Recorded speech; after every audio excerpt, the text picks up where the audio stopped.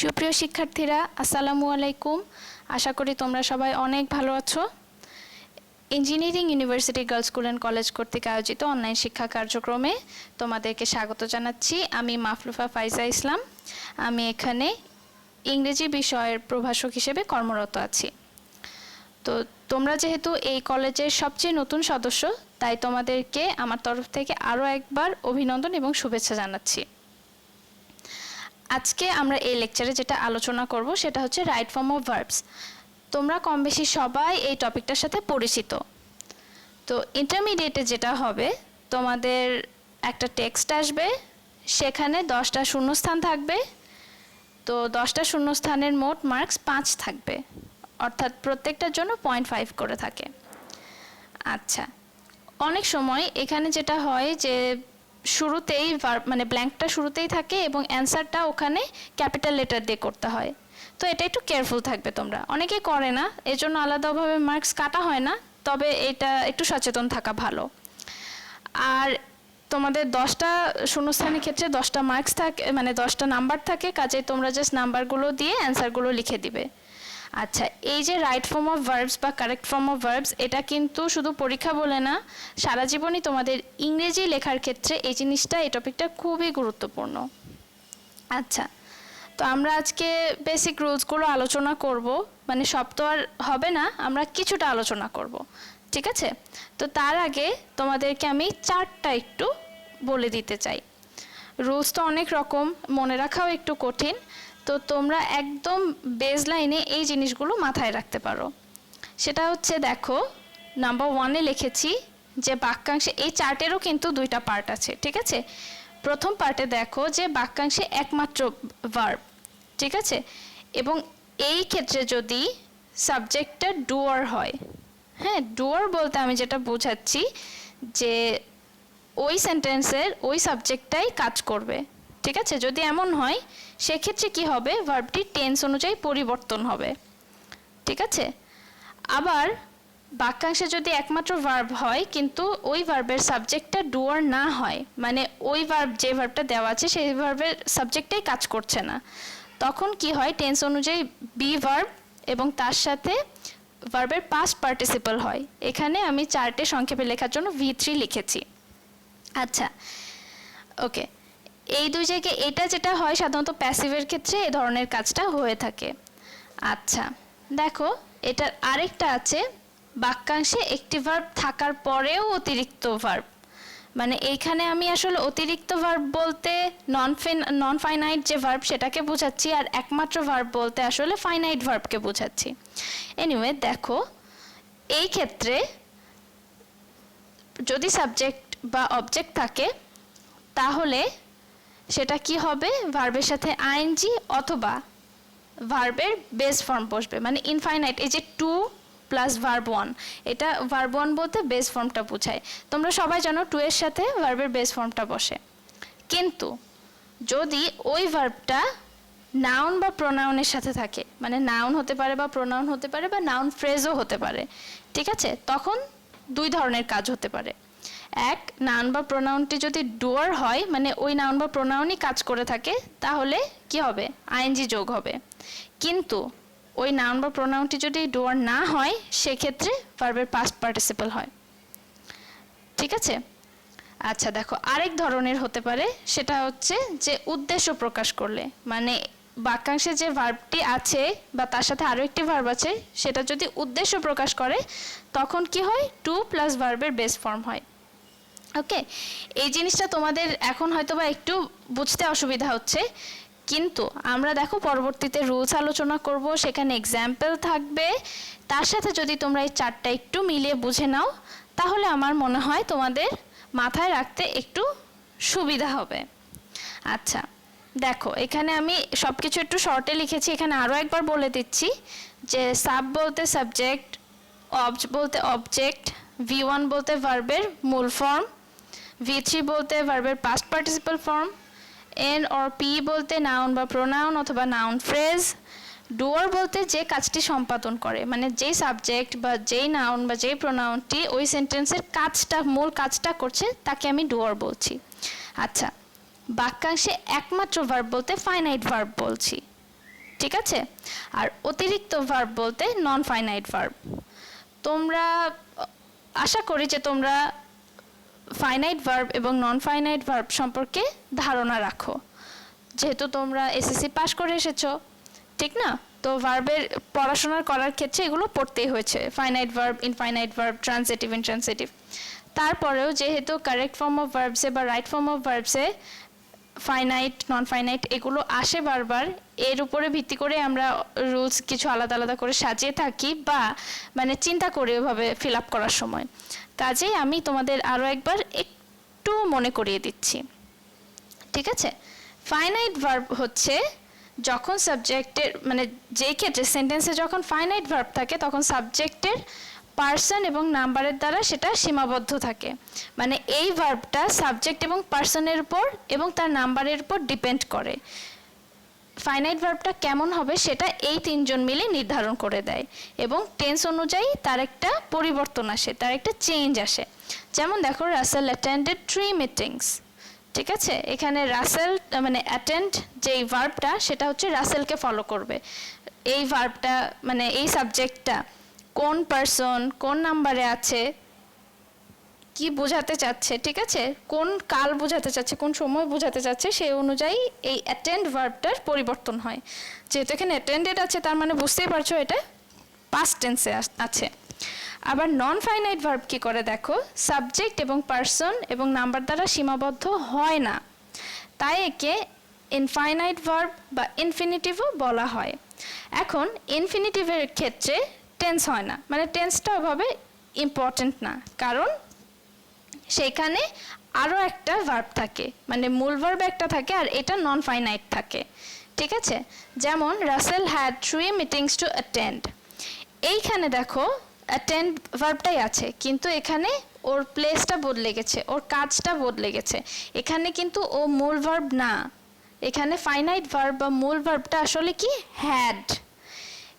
এবং এই যে টু অ্যাটেন্ড, এখানে টু বসার কারণে এখানে অ্যাটেন্ডের মূল ফর্মটাই বসেছে এবং ওর এখানে টেন্সের সাথে কোনো লেনদেন নেই। টু যখন বসছে তখন অবভিয়াসলি বেস ফর্মটাই আমাদেরকে বসাতে হবে।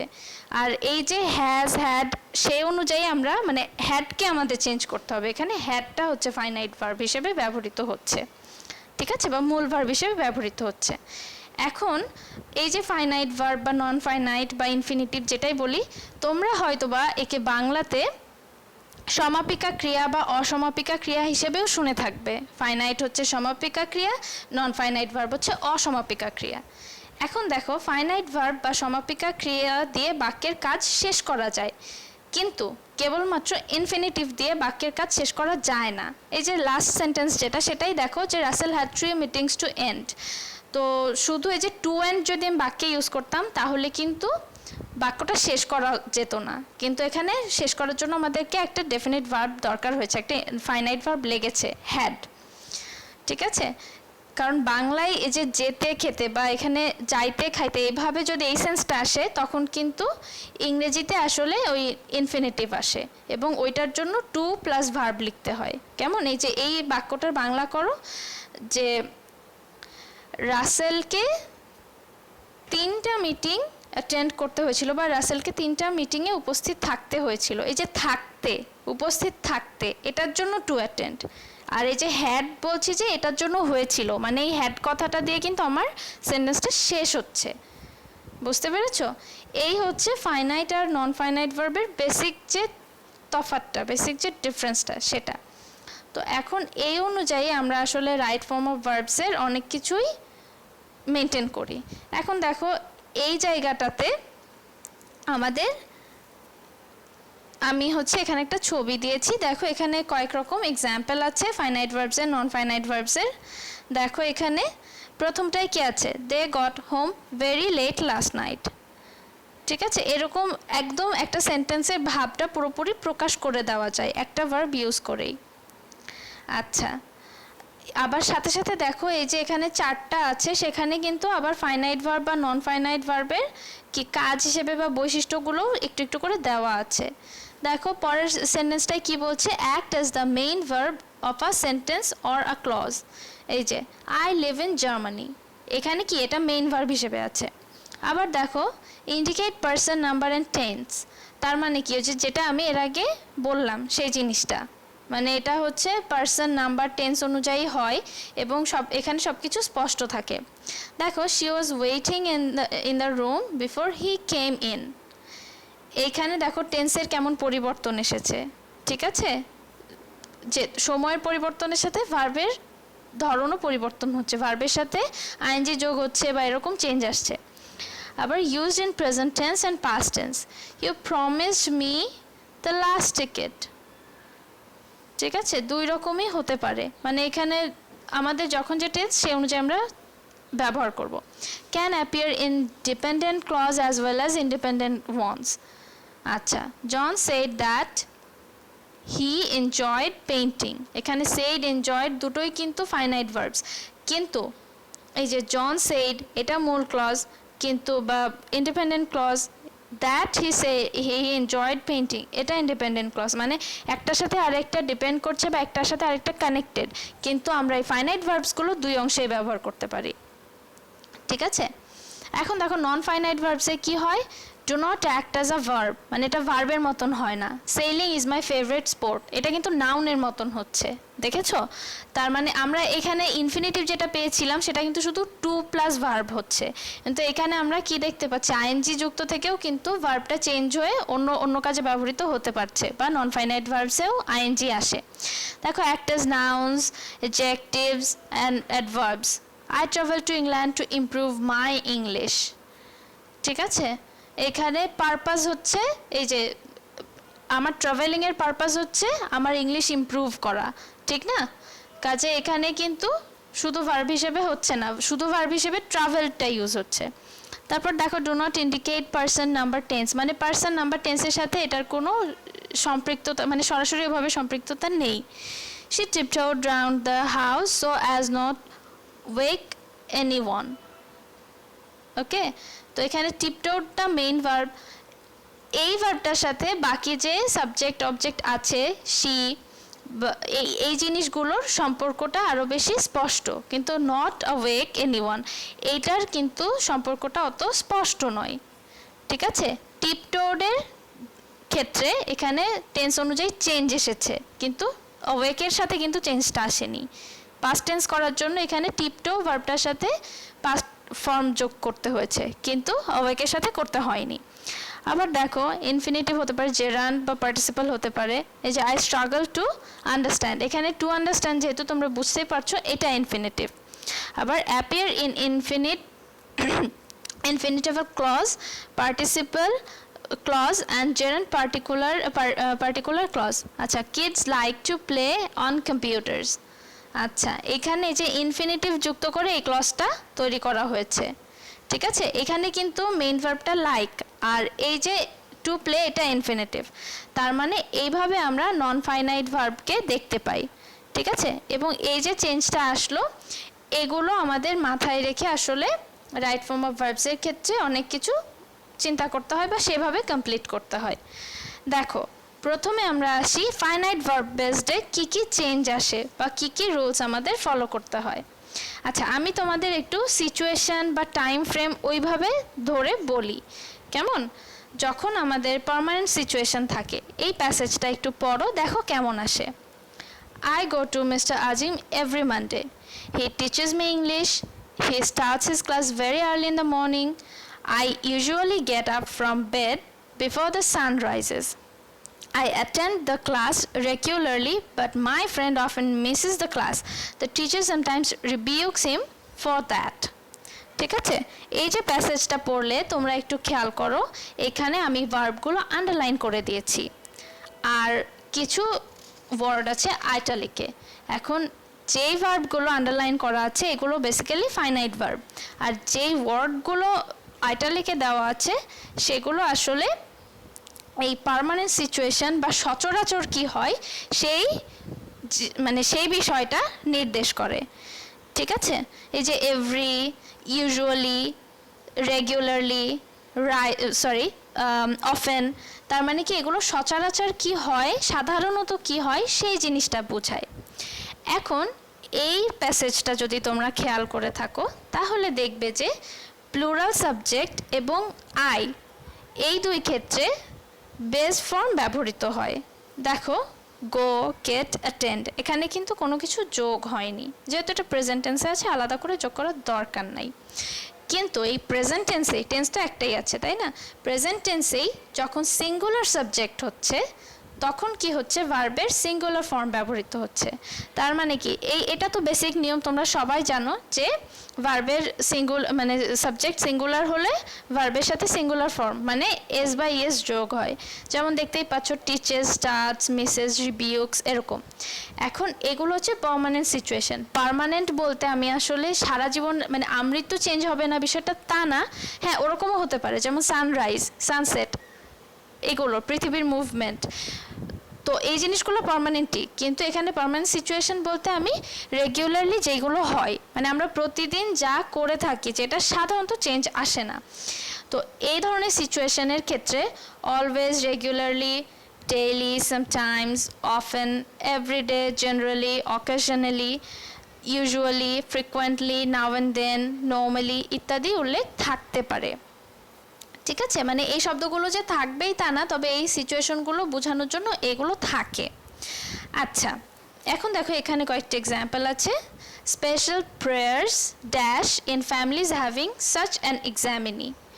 ওকে, এখানে অফার হচ্ছে মেন ভার্বটা, কিন্তু এখানে শূন্যস্থানে আমাদের কি বসাতে হবে, কারেক্ট ফর্ম অফ অফার।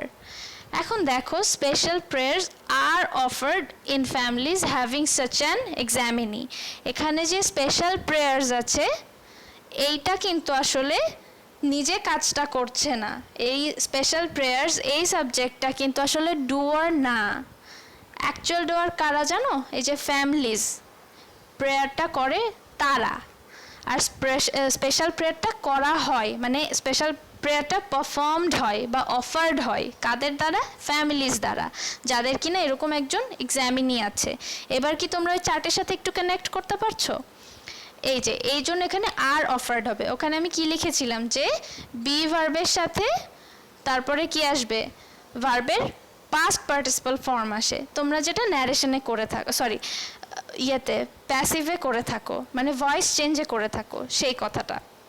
আচ্ছা, at that time Titanic dash was unsinkable. Okay, এখানে কি at that time Titanic was regarded as unsinkable. কেন বলো তো? কারণ টাইটানিককে কে রিগার্ড করতো বা কারা ধরে নিত যেটা ডুববে না? মানুষ ধরে নিত, যারা নির্মাতা ছিল তারা ধরে নিয়েছিল। টাইটানিক নিজে তো আর এটা করতে পারে না, এই জন্য ওয়াজ রিগার্ডেড হবে। তো এই খুঁটিনাটি জিনিসগুলো তোমাদের যখন তোমরা ফিল ইন দ্য ব্ল্যাঙ্কস করবে তোমাদের মাথায় রাখতে হবে। আচ্ছা দেখো, হিউম্যান লাইফ, এখানে human life is not static, এখানে human life is not static এটা একটা স্টেটমেন্ট, নর্মাল স্টেটমেন্ট। এক্ষেত্রে এখানে বি ভার্বের জায়গায় ইজ বসবে, কেমন? আর এখানে স্ট্যাটিক বলতে আসলে স্থির মানে নিশ্চল এরকম না, হিউম্যান লাইফ সর্বদাই কি গতিশীল, এই জন্য এটা হবে ইজ নট স্ট্যাটিক। আচ্ছা, এখানে টাইম টেবল ফিউচার ইভেন্ট বোঝাতে প্রেজেন্ট সিম্পল ব্যবহৃত হয়, এটা আরেকটা নিয়ম। দেখো, we start our new class tomorrow, এখানে আমরা লিখতে পারতাম we will start our new class tomorrow, কিন্তু এটা একদম নিয়ার ফিউচার এবং টাইম টেবলড, মানে আমরা জানি ওই সময় এই কাজটা শুরু হবে। His bus arrives at 9 PM। এখন দেখো এখানে উইল বলা যেত, উইল অ্যারাইভ বলা যেত, কিন্তু আমরা জানি যে একটু পরেই 9টা বাজবে, তখনই বাসটা আসবে। তো এই ধরনের টাইম টেবল মানে স্কেজুলড যদি কোনো বিষয় থাকে সেটা যদি নিয়ার ফিউচারে হয় তখন আমরা কি বলতে পারি, এটা বলতে পারি যে এখানে প্রেজেন্ট সিম্পল ব্যবহৃত হবে। আচ্ছা, এখন দেখো এখানে টেম্পোরারি অ্যাকশন নাম্বার 3-তে কি আছে। এখন টেম্পোরারি অ্যাকশন কথাটা দিয়েই তোমরা বুঝতে পারছো যে এখন হচ্ছে মানে এই কাজটা খুব বেশিক্ষণ হয়তো বা থাকবে না এরকম বোঝায়। তো এখানে 2 লাইনের একটা কনভারসেশন দিয়েছি, দেখো। Hi Diya, what are you doing? Diya, I am reading a novel now. Okay, তো এই জায়গাটাতে দেখো আন্ডারলাইন্ড ভার্বটি হচ্ছে কনভারসেশনের সময় ঘটছে এবং এটি টেম্পোরারি অ্যাকশন। তার মানে বুঝতে পারছো যে এই I am reading a novel now এই কাজটা কখন হচ্ছে, যখন তারা কথা বলছিল, সাইমালটেনিয়াসলি কিন্তু হয়ে যাচ্ছে। তো এমন না যে সারা জীবন ধরে সারা দিন ধরে সে নভেলই পড়বে, তো এটা একটা টেম্পোরারি অ্যাকশন, বা তার কিছু সময়ের জন্য এটা হতে পারে, হয়তো বা আগামী এক সপ্তাহ সেই কাজটা বিভিন্ন সময় এটাই তার মেইন কাজ হবে, কিন্তু এটা তো টেম্পোরারি। ওকে, এই জন্য এক্ষেত্রে ভার্বকে am is are plus ING যোগে লিখতে হয়। তার মানে তোমরা এটা বুঝতেই পারছো যে প্রেজেন্ট কন্টিনিউয়াসের ক্ষেত্রে আমরা যে কাজটা করে থাকি। আচ্ছা, তো এই ধরনের টেম্পোরারি অ্যাকশন যখন থাকে বাক্যে, সে ধরনের বাক্যে অনেক সময় এই শব্দগুলো উল্লেখ থাকতে পারে। কি কি দেখো, at this moment, now, at present, hash, listen, look. মানে এই ধরনের কথা যে এখনই কি হচ্ছে, এরকম টেম্পোরারি অ্যাকশন যখন আমরা বলি তখন এই শব্দগুলো থাকতে পারে, আর ওই সময় ভার্বের সাথে আইএনজি যোগ হতে হয়। আচ্ছা, তারপর দেখো কি আছে এখানে, চেঞ্জিং স্টেট। ওকে, চেঞ্জিং স্টেট বলতে অবস্থার প্রতিনিয়ত পরিবর্তন হচ্ছে এরকম বোঝায়। এখন দেখো এখানে urban population is increasing day by day. We are setting up more and more industries. So, the global temperature is getting warmer gradually. ঠিক আছে, এই হচ্ছে একটা প্যাসেজ। এখানে দেখো আন্ডারলাইনড ওয়ার্ডগুলো খেয়াল করো, এখানে ভার্বগুলো অবস্থার পরিবর্তন বা পরিমাণের বা সংখ্যার হ্রাস বা বৃদ্ধি বা চলমান অবস্থা প্রকাশ করছে। ঠিক আছে, কোনো না কোনো চেঞ্জ আছেই এখানে।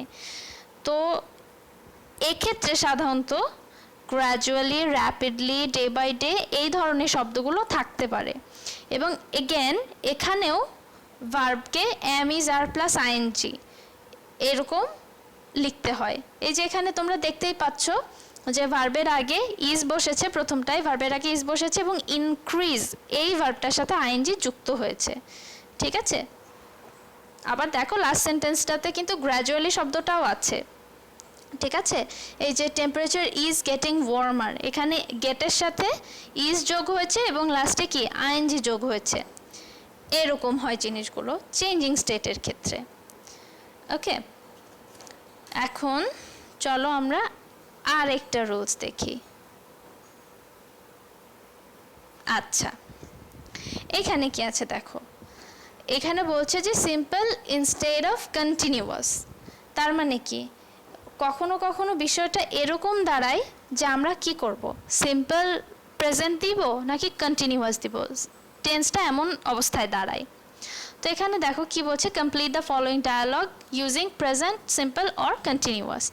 তো যখন যেটা লাগবে এরকম, মানে এই দুটো মিলিয়ে তোমাদের এই ফিল ইন দ্য ব্ল্যাঙ্কসটা করতে হবে। এখন দেখো প্রথম জন নেক্সট কি বলছে, dash to Mary world tonight. এখানে জিজ্ঞেস করছে, তো এখানে আসলে কি হবে বলো তো, তোমাদের কি মনে হচ্ছে এটা কি হতে পারে? এখানে আসলে হবে যে are you going to Mary's world tonight. এখানে বিষয়টা দেখো, ঘটনাটা কিন্তু আজকেই ঘটছে, আজকে রাতেই ঘটছে, এবং জিজ্ঞেস করার ধরনটা এরকম যে তুমি কি আজ ম্যারিজ ওয়ার্ল্ড টু নাইটে যাচ্ছ। আমরা কিন্তু বাংলাতেও এভাবে বলি, তখনও কিন্তু আমরা কন্টিনিউয়াসই ইউজ করি। আচ্ছা, ওয়াই কি অ্যান্সার দিচ্ছে দেখো, আই ড্যাশ নট নো। এখানে কি হতে পারে, I don't know what's playing. তো সে বলছে যে আমি জানি না এখানে কি দেখাচ্ছে, এই থিয়েটারে কি শো দেখাচ্ছে। ওকে, এক্স কে রিপ্লাই দিচ্ছে দেখো, every Sunday night Mary dash Italian movies. তার মানে এখানে কি হবে, এভরি সানডে নাইট। আমরা এর আগে কি দেখলাম যে সাধারণত যেই কথাগুলো থাকে, যে কাজগুলো হয়, সেখানে সাধারণত ভার্বের বেস ফর্মটাই বসে।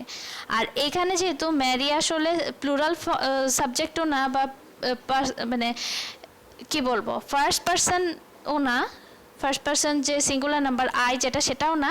তার মানে এখানে যদি আমি বেস ফর্ম বসাতে যাই, এটার কি হবে, এস বাই এস যোগ করতে হবে। তার মানে এটা হবে Mary shows Italian movies. Every Sunday night Mary shows Italian movies, মানে প্রতি রবিবারে ম্যারি এই কাজটাই করে।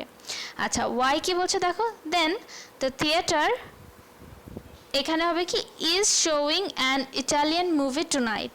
তার মানে থিয়েটারটা আজকে রাতে একটা ইটালিয়ান মুভি দেখাচ্ছে। Okay, let's go, I like Italian movies. এখন বিষয়টা হচ্ছে দেখো, তোমরা খেয়াল করো, এইখানে কোথাও সিম্পল প্রেজেন্ট বসছে, কোথাও কন্টিনিউয়াস হচ্ছে। তো কাজেই এই দুইটার মধ্যে তফাতের আরেকটা উপায় আছে দেখো বোঝার জন্য, সেটা হচ্ছে উপর্যুক্ত ক্ষেত্রে ভার্বটি যদি নন কন্টিনিউয়াস হয় তবে তা প্রেজেন্ট কন্টিনিউয়াস টেন্স না হয়ে প্রেজেন্ট সিম্পল টেন্স হবে। আচ্ছা, এখন দেখো উপর্যুক্ত ক্ষেত্রে বলতে এই যে আমি এখানে যে এক্সাম্পলগুলো দিয়েছি এরকম এরকম যদি হয় তাহলে জিনিসটা কি দাঁড়ায়, ভার্বটি যদি নন কন্টিনিউয়াস হয় তাহলে সেক্ষেত্রে প্রেজেন্ট কন্টিনিউয়াস না হয়ে সিম্পল হবে, সিম্পল প্রেজেন্ট হবে বা প্রেজেন্ট সিম্পল হবে। এখন কোনগুলো নন কন্টিনিউয়াস ভার্ব এখানে একটু বলে দেই। এই যে ম্যারি শোজ ইটালিয়ান মুভিজ, এই ক্ষেত্রে এখানে তোমাদের এই টেন্সটা দেখে একটু মাথায় রাখতে হবে, এই সেন্সটা তোমাদের একটু বুঝতে হবে যে এভরি সানডে নাইট মানে এটা প্রতিনিয়ত ঘটে থাকে, মানে ওই থিয়েটারটার নিয়মই এটা কিন্তু একটা পার্মানেন্ট সিচুয়েশনের মতো। কাজে এখানে অবশ্যই তোমাদের শোজ বসাতে হবে, ঠিক না, মানে বেস ফর্মটাই বসাতে হবে। এখন এখানে কিছু নন কন্টিনিউয়াস ভার্বের লিস্ট দেওয়া আছে, আরও অনেক রকম থাকতে পারে। তো সাধারণত যেগুলো হচ্ছে ইউজ করা হয় সেগুলো আমি দেওয়ার চেষ্টা করেছি। দেখো, know, believe, hear, see, smell, wish, understand, hate, love, like, want, sound, have, need, appear, seem, taste, own, এগুলো ঠিক আছে। এই ধরনের যদি ভার্ব থাকে তাহলে আমরা যেটা করতে পারি সেটা হচ্ছে এই নন কন্টিনিউয়াস ভার্বের ক্ষেত্রে আমরা প্রেজেন্ট কন্টিনিউয়াস দিব না, সিম্পল দিব। এই যে যেমন দেখো, let's go, I like Italian movies, I am liking কিন্তু হচ্ছে না, ঠিক না। তারপর দেখো, I don't know what's playing, এখানে কিন্তু আই অ্যাম নট নোয়িং এরকম হচ্ছে না, ঠিক না। তো এই জিনিসগুলো একটু মাথায় রাখবে। এখানে আরেকটা জিনিস হতে পারতো, সেটা হচ্ছে দেখো, যেমন আরও কয়েকটা বলি, আই অ্যাম হ্যাপি নাও, এখানে কিন্তু নাও কথাটা আছে। আমরা একটু আগে কি দেখেছি যে অ্যাট দিস মোমেন্ট, নাও, এগুলো টেম্পোরারি অ্যাকশন। তো এখানে যদি আমি এরকম বলি যে আই এম হ্যাপি নাও, সেই ক্ষেত্রে আমি কিন্তু আই এম বিং হ্যাপি এরকম দরকার নাই, কারণ এই যে হ্যাপি হওয়াটা এই জিনিসটা কি হয় এখানে হচ্ছে তোমার এটা একটা নন কন্টিনিউয়াস ভার্বের মতোই হবে এখানে। তারপরে আবার যদি বলি আই ডিসলাইক হিম নাও, এখানেও কিন্তু আই অ্যাম ডিসলাইকিং হিম করার দরকার নাই। এই যে অপছন্দ করার বিষয়টা সেটা যখন আসছে, পছন্দ অপছন্দ, সেক্ষেত্রে কি হয়, এগুলো নন কন্টিনিউয়াস হওয়ার কারণে এখানে সিম্পল প্রেজেন্টই দিতে হবে, আই ডিসলাইক হিম নাও। আচ্ছা, আবার যদি এরকম বলি I want more and more money, এখানে আই এম ওয়ান্টিং কিন্তু হবে না, যেহেতু ওয়ান্ট আসলে নন কন্টিনিউয়াসের মধ্যেই পড়ে, সেজন্য simply I want more and more money হবে। আচ্ছা, আবার দেখো আরেকটা রুলসে আসি, সেটা হচ্ছে প্রেজেন্ট টাইম ওয়ার্ড। এখানে দুটো এক্সাম্পল আছে, I have seen Zerin this morning, she returned home last night. আচ্ছা, এখন দেখো এই প্রথমের সেন্টেন্স দুটো কিন্তু একটা আরেকটার সাথে কানেক্টেড, দুটোই জেরিনের ব্যাপারে বলা হচ্ছে, কিন্তু একটা টেন্স হচ্ছে প্রেজেন্ট আর একটা টেন্স হচ্ছে পাস্ট। আমি জেরিনকে এই সকালে দেখেছি, আজকে সকালে দেখেছি, সে গতকাল রাতে বাসায় ফিরেছে। তার মানে কি, এখানে কিন্তু প্রেজেন্ট পাস্ট দুইটা পাশাপাশি ইউজ করা হচ্ছে। আবার পরের এক্সাম্পলটাই দেখো, I have received your letter today, you wanted to know about my preparation. এখন দেখো আমি কি হয়েছি, মানে লেটারটা বা চিঠিটা রিসিভ করেছি কিন্তু আজকে, এটা প্রেজেন্ট, কিন্তু সে যে জানতে চেয়েছে এটা কিন্তু আগেই হয়েছে, সে কিন্তু চিঠি আরও হয়তো বা অনেক দিন আগে লিখেছে, আরও 4-5 দিন আগে লিখেছে, তাই না। তখন সে কি জানতে চেয়েছে, আমার প্রিপারেশন কেমন, ওই কাজটা পাস্টে হচ্ছে। এখন দেখো এখানে আন্ডারলাইন যে ভার্বগুলো সেগুলোর কাজ অতীতে হয়েছে কিন্তু বর্তমান সময় প্রকাশক শব্দ এর সাথে আছে, এই যে দিস মর্নিং, টুডে, এই জিনিসগুলো, ঠিক আছে। এখন এরকম অতীতের কাজের সাথে বর্তমান সময় প্রকাশক শব্দ যেমন today, this week, this month, this year, this morning, tonight, এরকম যদি থাকে তখন সেই ক্ষেত্রে হ্যাভ বা হ্যাজ বসাতে হবে, সাবজেক্টের সাথে হ্যাভ বা হ্যাজ বসাতে হবে, এবং এই ক্ষেত্রে V3 অর্থাৎ ভার্বের পাস্ট পার্টিসিপাল ফর্ম লেখা হবে। তোমরা কি জিনিসগুলো একটু বুঝতে পারছো? এই এক্সাম্পলগুলো দেখো, দেখলেই তোমরা বুঝতে পারবে যে I have received your letter today, ঠিক আছে। এই যে সময় প্রকাশক শব্দটা আমরা খেয়াল করতে পারি, খেয়াল করে সেই অনুযায়ী আমরা বসাতে পারি। দেখা যাচ্ছে যে এই পাশের সেন্টেন্সটার পাস্ট টেন্স দেখে আমরা কনফিউজড হয়ে যেতে পারি, কিন্তু যখন আমরা দেখব এখানে হচ্ছে সময় মানে বর্তমান সময় প্রকাশক শব্দ আছে, টুনাইট, টুডে, দিস মর্নিং আর দিস উইক এরকম, তখন আমরা কি করব, তখন সেটাকে আমরা প্রেজেন্ট পারফেক্ট টেন্সে দিব। ঠিক আছে, প্রেজেন্ট পারফেক্ট টেন্স মানে ভার্বের সাথে হ্যাভ বা হ্যাজ বসাতে হবে আর ভার্বের ফর্ম চেঞ্জ করে পাস্ট পার্টিসিপল করে দিতে হবে।